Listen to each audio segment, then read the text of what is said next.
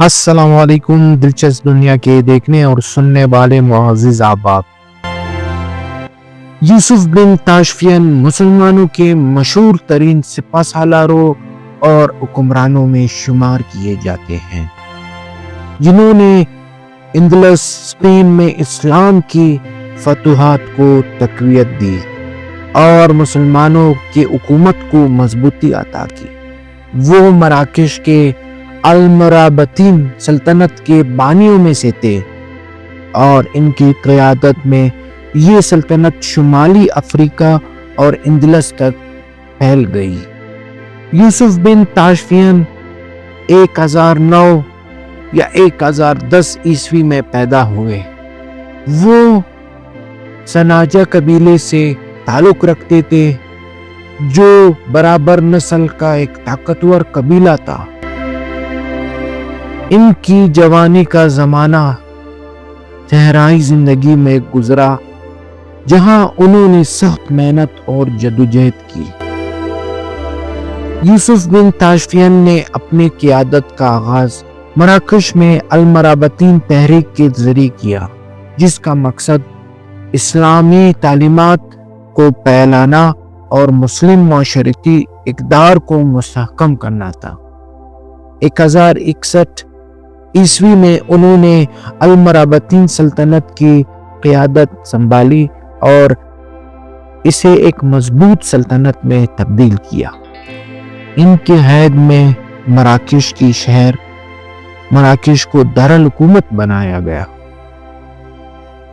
اندلس کے مسلم حکمرانوں کو عیسائی افواج کی مسلسل حملوں کا سامنا تھا۔ ان حالات میں اندلس کے مسلم حکمرانوں نے یوسف بن تاشفین سے مدد طلب کی۔ یوسف نے 1086 میں زلاقہ کے مرکے میں عیسائی افواج کو شکست دی، جو اسلامی تاریخ کے اہم مرکوں میں سے شمار ہوتا ہے۔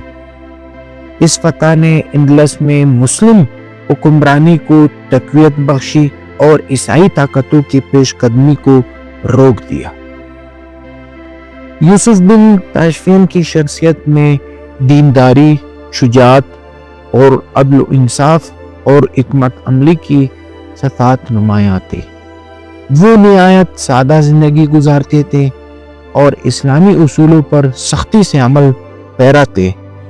ان کی فتوحات اور اصلاحات نے اسلامی دنیا میں ان کی مقبولیت کو بڑھایا۔ یوسف بن تاشفین نے 1106 عیسوی میں وہ وفات پائے۔ ان کے بعد ان کے بیٹے علی بن یوسف نے حکمرانی سنبھالی۔ یوسف بن تاشفین کی قیادت میں المرابطین سلطنت نے نہ صرف سیاسی بلکہ مذہبی میدان میں بھی عظیم کامیابیاں حاصل کی ہیں۔ یہ معلومات ان حوالہ جات سے لیا گیا ہے: تاریخ اندلس، مقدمہ ابن خلدون۔ تاریخ اندلس یہ کتاب اندلس کی تاریخ پر ایک جامع حوالہ ہے، جس میں یوسف بن تاشفین کے کارناموں پر تفصیلی بحث کی گئی ہے۔ مقدمہ ابن خلدون، اس کتاب میں یوسف بن تاشفین کے عہد اور ان کی اصلاحات کا تذکرہ ملتا ہے، جو اس دور کی تاریخ کو سمجھنے کے لیے اہم ماخذ ہے۔ اگر دیکھا جائے، مسلمانوں میں چند مشہور شخصیات میں یوسف بن تاشفین بھی یاد کیے جاتے ہیں، جو کہ ایک تقوی دار اور دیندار حکمران گزرے ہیں۔ ان کی داستان ہر کتاب میں محفوظ ہے۔